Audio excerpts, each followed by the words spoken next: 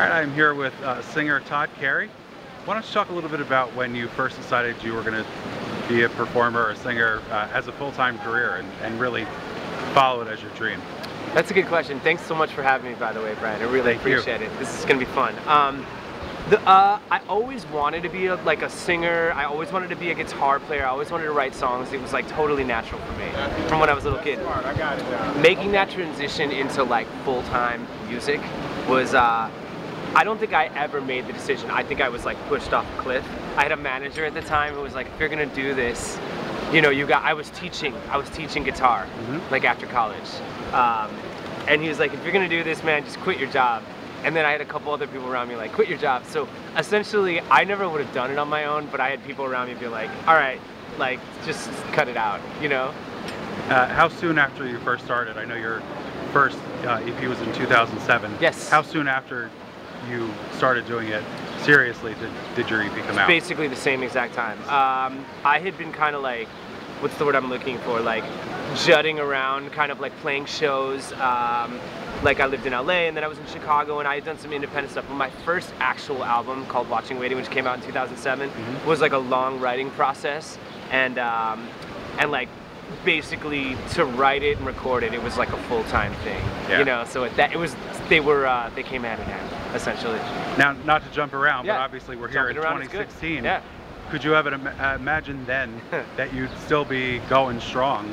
Absolutely. Not to sound like, you know, but I mean, everything I do as a musician is so I can do more of it.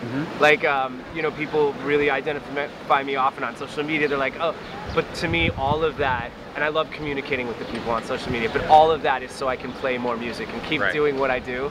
So, yeah, when I put out that record, it was like, how is this gonna serve me how is this gonna serve me for the rest of my career? And I still play those songs. Like I just, I did a festival on Friday night in Atlantic City and we opened with a song called Friday Night, which is like one of the rockers from that album. So I always look at everything I do as like a long-term, you know, a long-term career pillar, so to speak. Yeah. What was your next album? The next record, actually, since then I've just been doing EPs, really. So this song that's coming out on May 31st, the new single called Ready. Yeah, May 31st, pre-order it now, order it today. I guess it's coming out on iTunes. The single Ready is the third single off my upcoming record. The album's called Future Throwback. It'll be my first album since that first album. And Ready, again, is kind of another single in the line of songs. Nintendo, Oh My God, Ready, and the record will be coming next. Very cool. So people have been very patiently waiting. I really appreciate it. Yeah. Now, when you started in 2007, social media wasn't as huge as it is now. Yeah. What's it like to be an artist in this day and age where you can get fans just simply by being on Twitter and Facebook and they feel more of a connection? You know, it's funny, actually I don't look at it that way at all. Literally, I feel like the birth of my career coincided with social media. Really? MySpace. It's a funny, antiquated thing to say on the internet. Hi guys, MySpace. But literally, that's how people started to find out about me. I put on I think it was, I had a couple songs before my first album that were on MySpace that started to get traction. And that's how I like started to get a following. So literally, I've never been without. You know, I had a band in college that was like touring around, and we did stuff, and that was pre-social media. But I consider myself very much someone who's been connected via the interwebs with my audience. Yeah. Now, what do you like best about touring, going around to different cities? The music. Yeah. No, I like I said before, everything I do so I can keep playing music, but meeting new people, meeting the people that I connect with online all the time, and then finally seeing them in the front row of a show, like rocking out, singing every word. A lot of these songs, like Ready, for example, the Ready is the song, again, that's coming out coming out today, so to speak. I've been playing that song live for about 1.5 years, almost 2 years maybe. And when I play that at a show, everyone they know all the words. So it's crazy to me. Do you ever get caught up in that and like kind of forget like you're actually the one performing it? Like, wait, what the heck? Sometimes, yeah. I mean, I definitely get caught up in that's the whole point of playing, is that you get caught up. You know, you want to escape what you're doing. I don't want to be like thinking. I want to be caught up. So yes, hopefully I'm caught up, you know. Now, what are some of the things you do to unwind? I've been cooking lately. That's what I've been getting really into. Photography is something that I want to spend more time with. I'm an amateur, a total amateur. But cooking is something that I'm starting to explore a little bit.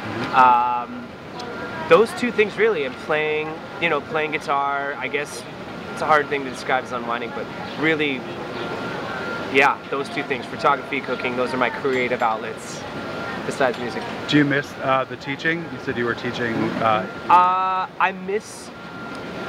can't say I miss it like a lot, but I miss the fresh energy of like interacting. I was teaching a lot of kids, like actually all ages. When I first graduated from college, I was teaching like 4-year-old kids to like 45-year-old guys who wanted to learn smoke on the water. So I miss that type of energy, but I get it from playing music, you know. So I don't miss it that much. What would you tell yourself, knowing what you know now, what would you tell your 2007 self? Have there ever been times when you were discouraged and wanted to pack it in, or? That's a good question. I would say like real, strap in for the long haul. Yeah. But I think I kind of knew it anyway. I would tell myself to like write more songs all the time, which is what I do now.